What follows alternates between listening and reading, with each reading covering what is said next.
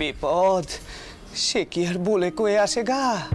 অশোক বনে সীতেমা হা বিদ্বেষ করে চোখের জল ফেলছে, আর রঘুবীরের স্মরণ করেই চলেছে। আর ওদিকে রঘুবীর পাগলের মতো জঙ্গলে জঙ্গলে ছুটে বেড়াচ্ছে, আর শীতে শীতে করছেন। যত ভাবি যে কিছু কইব নে, ততই যেন অনাথ সৃষ্টি বেড়েই চলেছে। না আমি কিছু বললে তো কোনো না কোনো একটা অনর্থ ঘটে, কিন্তু না বলেও তো থাকতে পারছি না। বলি কি বাউন ঠাকুর, তুমি তো তখন থেকে কত কথা করছো, তা সন্ধে তো এদিকে গড়িয়ে গেল, তাই আরতি বা কখন হবে আর বৈকালি বা কখন শেষ হবে, সব কিছুর তো একটা নিয়ম কানুন আছে নাকি? এই দেখো টান্দি, তুমি এত রাগ করছো কেন গা? আরতি হবে, নিশ্চয়ই হবে, কিন্তু মনটা যদি ভক্তি রসে ভরা না থাকে তাহলে শুধু আরতি করে কি হবে গা, কি হবে? এই জন্যে তো একটু রামলীলে আর সীতে মায়ের কথা বলছিলাম গা। হ্যাঁ, মনটা কেমন ভক্তি রসে টইটুম্বুর হয়ে গেল। এবার আরতি হবে, এবার আরতি হবে। জয় রঘুবীর, জয় রঘুবীর, জয় রঘুবীর।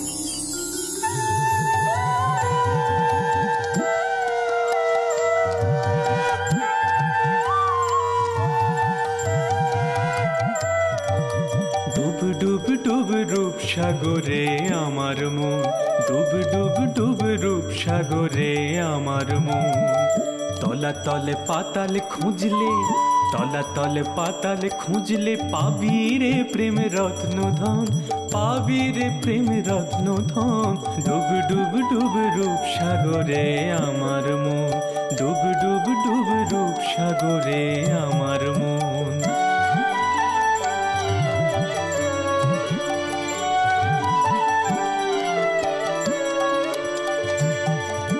খুঁজ খুঁজ খুঁজ খুঁজলে পাবি হৃদয়ে মাঝে বৃন্দাবন। খুঁজ খুঁজ খুঁজ খুঁজলে পাবি হৃদয়ে মাঝে বৃন্দাবন।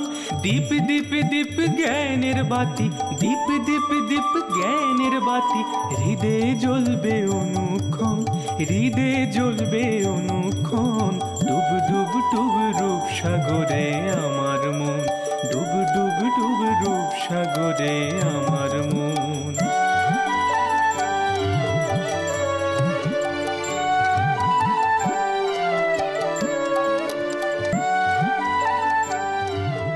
আহা পিসিমা, আপনি তো শুনলেন নে, এতক্ষণ ছোট্ট ওর কি সুন্দর কত কথা করলেন, যেন একেবারে মনে হচ্ছিল আমাদের চোখের সম্মুখে রাম সীতের পালা দেখছি। ওসব ভাবের কথা ভক্তির কথা তোমরা শোনো, তোমরা বোঝো বাছা, আমার শুনে বুঝে কাজ নেই গো। তিন কাল গিয়ে এক কালে ঠেয়েছে তো, এখন নাকি আমাকে আবার মনটাকে ভক্তিরসে ভরপুর করতে হবে। যত সব অনাথ সৃষ্টির কথা তোমার বউ। পিসিমা, তুমি তো জানো আমাদের ছোট ঠাকুর জগৎ সংসারটাকে একটু অন্য চোখে দেখে। দেখো না কেমন ভাব জগতে বিভোর হয়ে থাকে।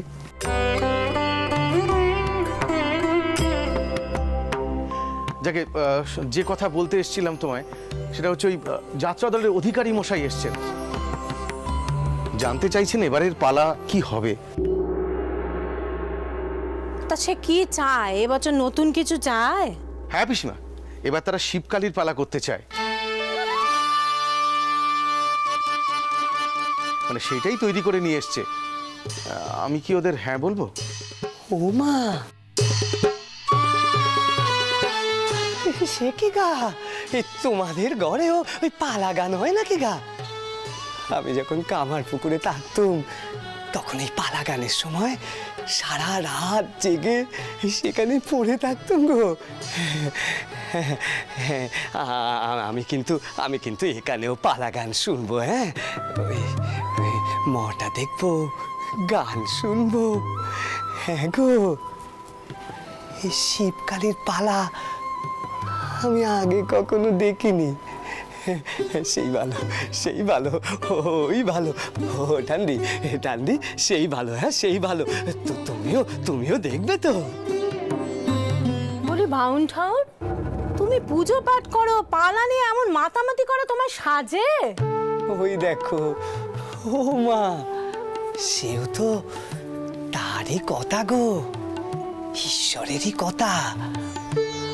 আমরা শুকনো মন্তর কই, তারা কয় নেচে নেচে গেয়ে গেয়ে।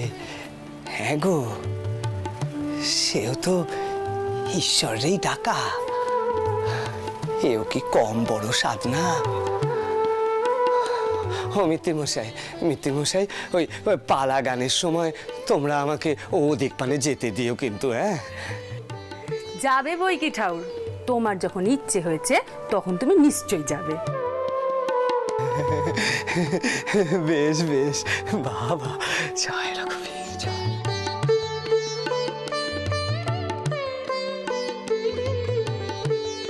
বোঝো কাণ্ড, পুজো পাঠ রেখে তিনি নাকি এখন পালা গান শুনবেন। বলি কি দিগম্বর, এ তো আরেক বড় ফ্যাচাং হলো বাবা। ঠাউর গো, এই কটা দিন একটু ক্যামা গেন্না করে দিও গা, একটু ক্যামা গেন্না করে দিও।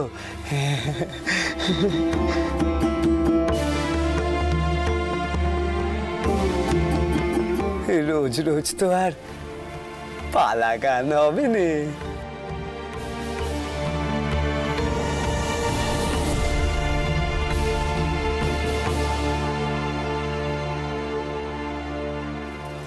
কি হলো? এখন এগুলো সব ভেতরে তোলা হয়নি কেন? হ্যাঁ, কেন্তি কোথায়?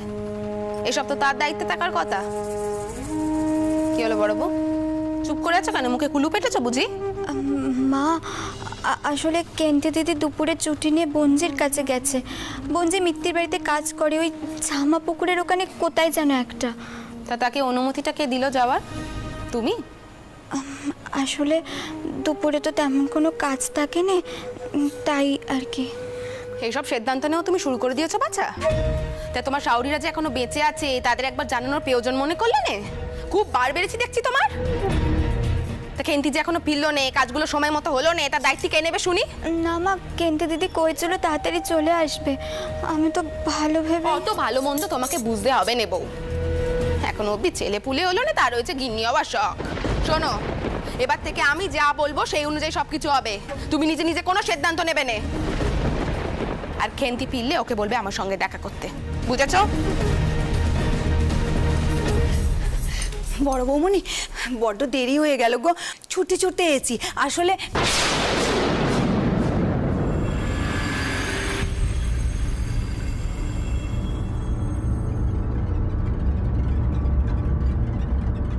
বড় গিন্নিমা,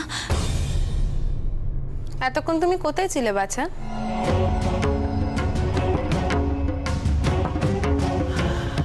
দুপুরবেলা থেকে আচার মাল মশলা সব বাইরে রোদে দেওয়া হয়েছে, আদা রোদে চললো, এখনো তোলা হলো নে। তো এসব তো তোমার কাজ।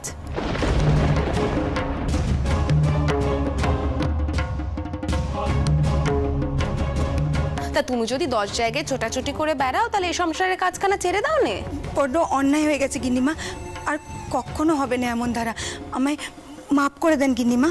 দেখো বাচ্চা, এরপর থেকে কোথাও যাওয়ার হলে সরাসরি আমার অনুমতি নিয়ে যাবে, বুঝেছো?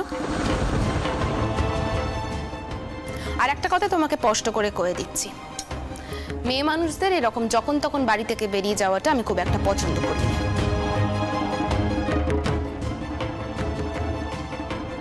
সে বাড়ির কাজের নখি হোক বা বাড়ির বউই হোক।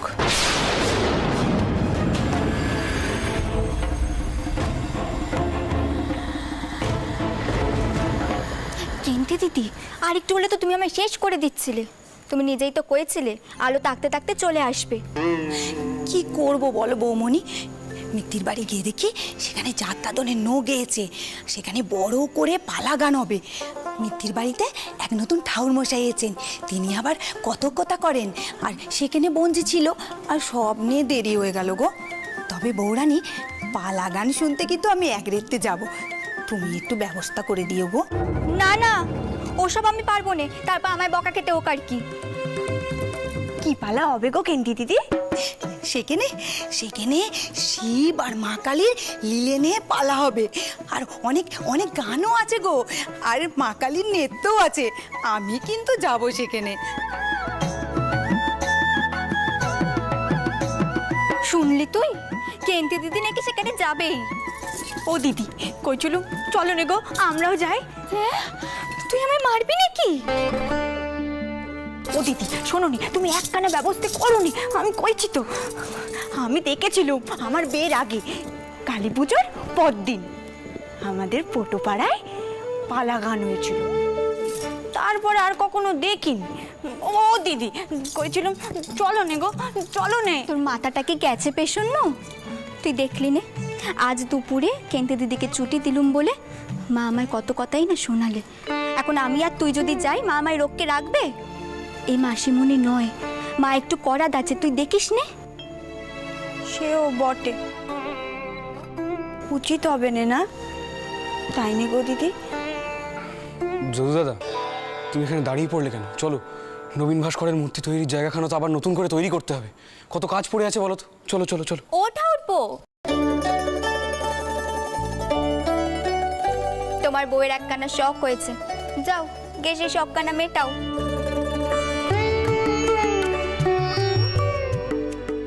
দিদি ভালো হচ্ছে না কিন্তু, কইছি আমি, তুমি কিছুটি কইবে না, কইবে না কিছুটি।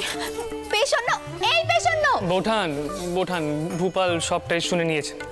আর আর আপনি ভাববেন না, ভূপাল নিশ্চয়ই কোনো না কোনো উপায় বের করে ঠিক করবো, ওকে নিয়ে যাবে, দেখবেন। ভূপাল বাইরে বাইরে যতটাই শক্ত হোক, ভেতরে ভেতরে অতটা কঠিন নয়। যদু দাদা, এ কিন্তু তোমার ভারী অন্যায়। তুমি বৌঠানের সামনে এই কথাগুলো বললে তো? এরপর বৌঠান আমার কি দশা করবেন একবার ভেবে দেখেছো? বৌঠানের রঙ্গ তামাশা ঠেলে এবার আমাকে বাড়ি ছেড়ে পালাতে হবে। সে আমি রঙ্গ তামাশা করি আর যাই করি না কেন ভাই, তোমার বউয়ের একখানা শখ হয়েছে, সেই শখখানা তুমি মিটিও। তারও যে একখানা মন আছে, সে কথাখানা ভুলে যেও না যেন। যাও গে তার শখখানা মেটাও।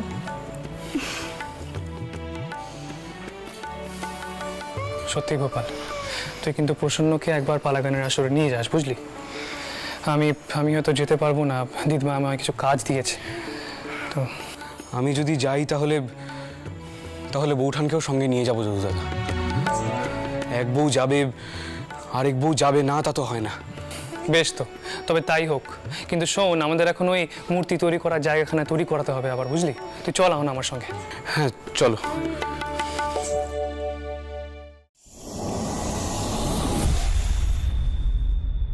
আসুন নবীনবাবু, আসুন আসুন। আগে সেজবাবু আপনার থাকবার জন্য এই ঘরখান খুলে দিতে বললেন, আপনার কোনো অসুবিধা হবে না তো? আগে না, এ তো চমৎকার ঘর, অসুবিধা হবে কেন? কিন্তু কি জানেন মল্লিক মশাই, আমি এখানে তো আপনাদের আতিথেয়তা গ্রহণ করার জন্য আসিনি। আমি কাজ কবে শুরু করতে পারবো বলুন? আগে আপনার কাজের জন্য ইতিমধ্যে একটি ঘর প্রস্তুত করা হচ্ছে। বেশ, আমি ওই পাশেরই একটা ঘর পরিষ্কার পরিচ্ছন্ন করবার জন্য খুলে দিয়েছি, কিছুক্ষণের মধ্যে হয়তো সব ব্যবস্থা হয়েও যাবে। বেশ বেশ। আর একটা কথা, আমার যন্ত্রপাতিগুলো কিন্তু আমার কার্যশালায় পড়ে রয়েছে, সেখান থেকে যদি একটু আনাবার। ইতিমধ্যে লোক চলেও গিয়েছে, ওরা হয়তো কিছুক্ষণের মধ্যে চলেও আসবে। সেজবাবু এসব ব্যাপারে অনেক আগেই ব্যবস্থা নিয়েছেন। কি জানেন মল্লিক মশাই, আমার বারবার মনে হচ্ছে যে এই কাজ যত তাড়াতাড়ি শেষ করা যায় ততই মঙ্গল। কারণ ওই ব্রাহ্মণ সমাজ কিন্তু এত সহজে হার মানবে না, ওরা একটা বড় বাধার সৃষ্টি করার চেষ্টা করবে। আমি বলি কি নবীনবাবু, আপনি কথাখান রানীমাকেও একবার জানিয়ে রাখবেন। আমারও কেন জানি না মনে হচ্ছে এসব বিষয়ের বিরুদ্ধে সত্যি পদক্ষেপ নেওয়া প্রয়োজন।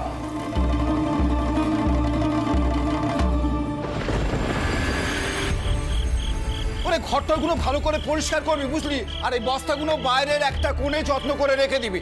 চল চল চল।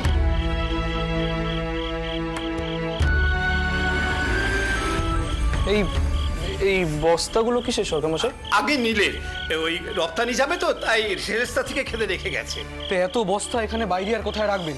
এগুলো সব বেলেঘাটার আড়তে পাঠানোর ব্যবস্থা করুন সরকার মশাই। আগে তাই হবে, আপাতত বাইরে রাখি, পরে নয় ওই গুদামে পাঠানোর ব্যবস্থা করছি। আচ্ছা বেশ বেশ। আচ্ছা আমি গিয়ে নবীনবাবুকে একবার ডাকি। আসুন আসুন নবীনবাবু, আসুন ভেতরে আসুন। আপনি নিজেই একবার দেখে নিন সব ঠিক আছে কিনা। এখানে আপনার কাজ ঠিকমতো হবে তো? বেশ হবে, এ তো চমৎকার জায়গা। আমরা ঘরের সব কিছু বের করে পুরোটাই খালি করে দিচ্ছি। আপনাকে অনেক ধন্যবাদ। তবে কি জানেন, আমার না কাজে ঢুকে গেলে আর হুঁশ থাকে না সময়ের। কোনো দিন খুব রাত হয়ে যেতে পারে, তখন যদি এইখানে থেকে যাই কোনো অসুবিধা হবে না তো? কিসের অসুবিধা নবীন? তুমি কইলে আমি এখানে চৌকি দেওয়ার ব্যবস্থা করছি। মাঝে মাঝে না হয় বিশ্রাম নিয়ে নিও। সরকার মশাই, আগে রানীমা সব ব্যবস্থা হয়ে যাবে। আগে রানীমা, তার কোনো প্রয়োজন হবে না। আচ্ছা ঠিক আছে, প্রয়োজন আছে কি নেই তা পরে দেখা যাবে। এখন তুমি কিছু মুখে দাও, সকাল থেকে তো কিচ্ছুটি মুখে দাওনি। এসো এসো এসো, সাবধানে নিয়ে এসো। বলছি রানীমা, নবীনবাবুর খাবার কি এখানেই দিয়ে দেবো? আপনি যে মাঝে মাঝে কি করেন মল্লিক মশাই, একে নে কেন, ঘরে নিয়ে যান। মল্লিক মশাই, এই খাবার ঘরে নয়, আপনি হেঁসেলে ফিরিয়ে দেবার ব্যবস্থা করুন।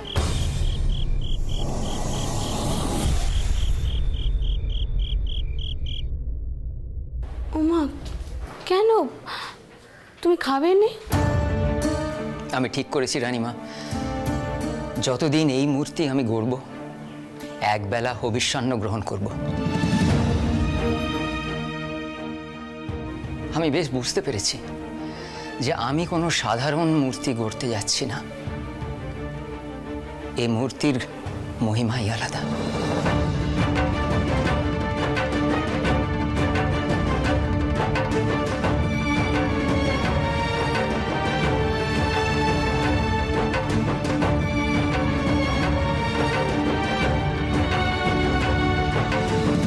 এই মূর্তি হবে আমার জীবনের শ্রেষ্ঠতম কাজ।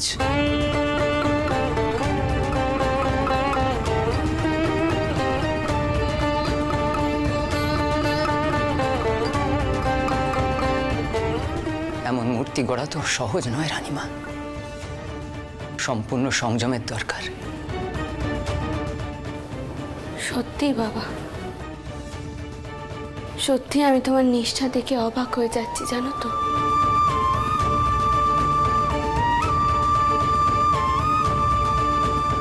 আমাকেও এমন নিষ্ঠা সহকারে মায়ের মন্দির প্রতিষ্ঠা করতে হবে, তবে যদি আমি মায়ের আদেশ পালন করতে পারি। জয় মা।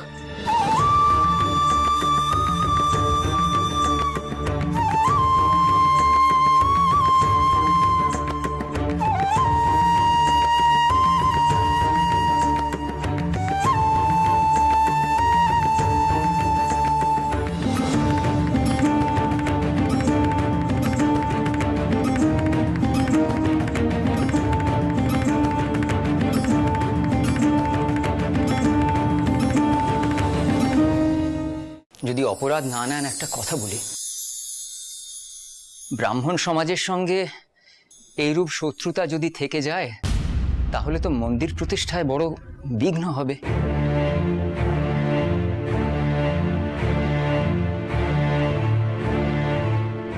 আপনার কার্যসিদ্ধির জন্য এমন একজন মানুষের দরকার, যিনি ব্রাহ্মণদের সঙ্গে সরাসরি আলাপ আলোচনা করতে পারবেন। এমন কি কেউ নেই রানীমা যিনি এই কাজ করতে পারেন? যদি থাকে, আপনি সত্বর তার সঙ্গে যোগাযোগ করার ব্যবস্থা করুন। আমার মন বলছে রানীমা, ব্রাহ্মণ সমাজ চুপ করে বসে থাকবে না, বড় কোনো বাধা দেবার চেষ্টা করবে।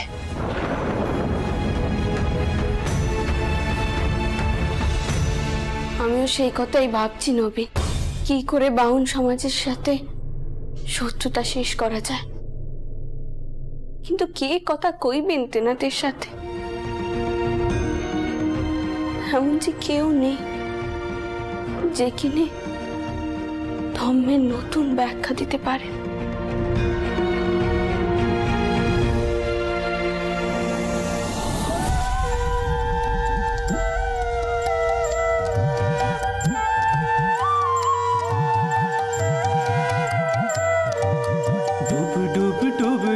সাগরে আমার মন, ডুব ডুব ডুব রূপ সাগরে আমার মন, তলাতলে পাতাল খুঁজলে, তলাতলে পাতাল খুঁজলে পাবি রে প্রেম রত্ন ধন, পাবি রে প্রেম রত্ন ধন।